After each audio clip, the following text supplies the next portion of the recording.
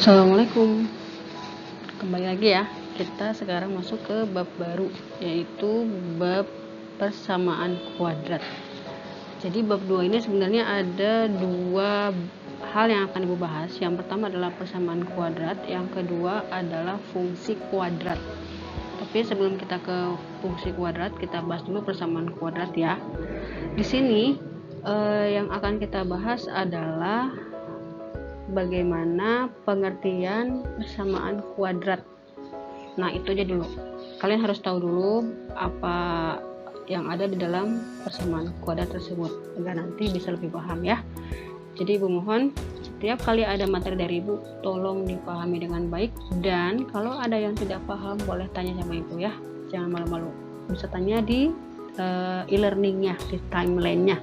Gunakan timeline dengan baik, karena timeline itu adalah komunikasi Ibu dengan kalian. Jadi kalian kalau misalnya mau masuk ke e-learning pas pelajaran Ibu, baca dulu timelinenya ya, karena di situ ada hal-hal yang Ibu sampaikan kepada kalian. Jangan langsung lihat ke CBT atau langsung lihat ke bahan ajar, jangan, tapi lihat dulu timelinenya. Paham dulu pembicaraan Ibu, oke?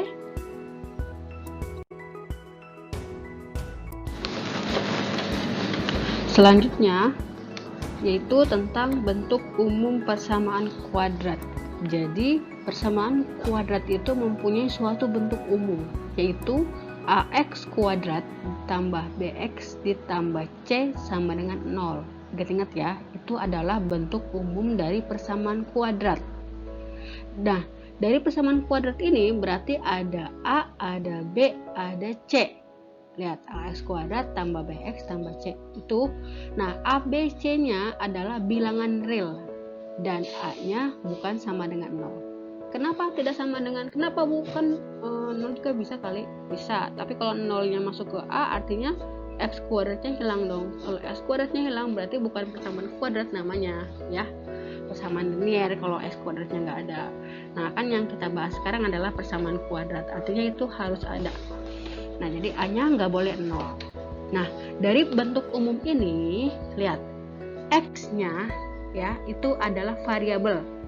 Berarti ada dua suku di sini. Ada X kuadrat, ada X. Kemudian, A adalah koefisien dari X kuadrat.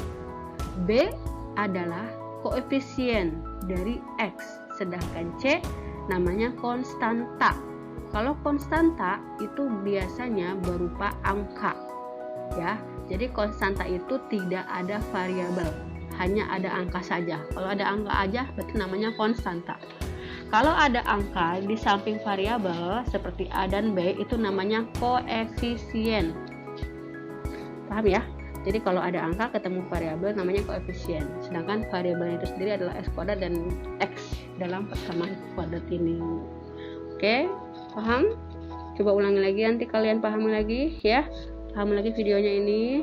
Kemudian kalau nggak paham tanya ya. Ini masih awal, jadi masih bentuk umum persamaan kuadrat. Ya, pelajari lagi ya sampai kalian paham. Ingat, jangan lupa untuk bertanya sama Ibu kalau tidak paham.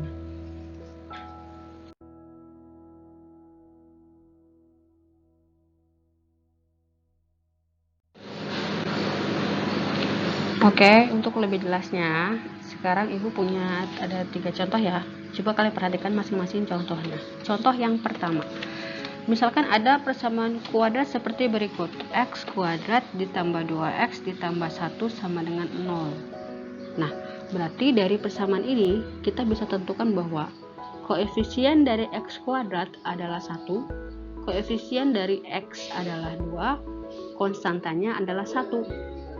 Jadi kalau pakai A, B, C sesuai dengan bentuk umum yang tadi, kita bisa tentukan bahwa A sama dengan 1, B-nya 2, dan C-nya 3. Bu, itu kan X kuadratnya nggak ada angkanya di depannya. Kok bisa 1? Ya, karena segala sesuatu yang tidak tertulis, tapi ada variabelnya itu menggantikan angka 1 ya. Jadi kalau 1 di depan itu tidak ditulis, kecuali konstanta. Kalau konstanta harus, karena dia tidak berhubungan dengan variabel. Kayak misalnya gini, 1 apel itu kalau kita tulis di dalam persamaan kuadrat, berarti cukup tulis apel aja. Kalau ada 2 apel ya tulis angka 2-nya, kalau cuma 1 enggak, ya kan? Ya, dulu juga Ibu pernah menjelaskan di kelas 8 bahwa koefisien 1 atau negatif 1 itu hanya ditulis negatif aja. Kalau misalnya 1 aja, ya, nggak ditulis satunya, tetap ditulisnya variabelnya. Paham ya? Jadi A-nya adalah 1, B-nya adalah 2, C-nya adalah 1. Itu adalah konstanta. Kita lanjut ke contoh kedua.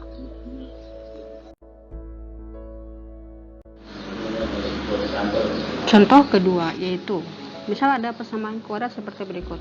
Negatif x kuadrat ditambah 4x sama dengan 0. Perhatikan di sini. Koefisien dari x kuadrat itu adalah negatif 1. Ingat ya, kalau tidak ada angkanya berarti itu 1. Karena itu negatif, berarti negatif 1. Kemudian koefisien dari x adalah 4. Sedangkan konstantanya adalah 0. 0-nya bukan sama dengan 0 ya, bukan itu. Tapi berupa angka sebelum sama dengan. Ada nggak yang cuman angkanya aja, nggak ada variabelnya? Nggak ada kan? Berarti nggak ada konstantanya ya. Jadi konstantanya adalah 0. Sehingga bisa kita tuliskan A-nya sama dengan negatif 1, B-nya sama dengan 4, dan C-nya sama dengan 0 ya. Gimana? Paham? Gampang kan? Ya. Kita lanjut ke contoh ketiga.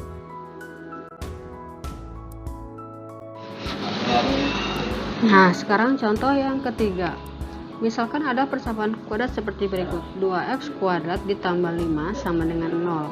Dari sini kita tahu bahwa koefisien dari x kuadrat adalah 2, koefisien dari x adalah 0, konstantanya adalah 5. Ya, Bu, Ibu tahu dari mana koefisien dari x adalah 0? Kan x-nya nggak ada. Ya itu, kan x-nya nggak ada, berarti 0. Paham ya? Yang nggak ada berarti disebut 0. Tadi kan yang contoh kedua konstantanya nggak ada, ya udah 0 gitu. Nah, kalau x kuadrat nggak mungkin nggak ada, karena kita sedang membahas persamaan kuadrat. Paham ya? Nah, sedangkan konstantanya adalah 5. Nah, ini yang Ibu maksud konstanta. Jadi, kalau kita tulis A-nya 2, B-nya 0, C-nya sama dengan 5. Gampang ya? Ibu udah kasih tiga bentuk persamaan kuadrat beserta dengan koefisien dan konstantanya, agar nanti kalian tidak bingung ketika menemukan bentuk persamaan kuadrat yang seperti 3 contoh di atas tadi ya. Nah, setelah ini akan Ibu bahas akar-akar persamaan kuadrat di video kedua. Kalian harus melihatnya juga dan pahami juga ya. Semangat, harus tetap semangat walaupun kita lagi daring.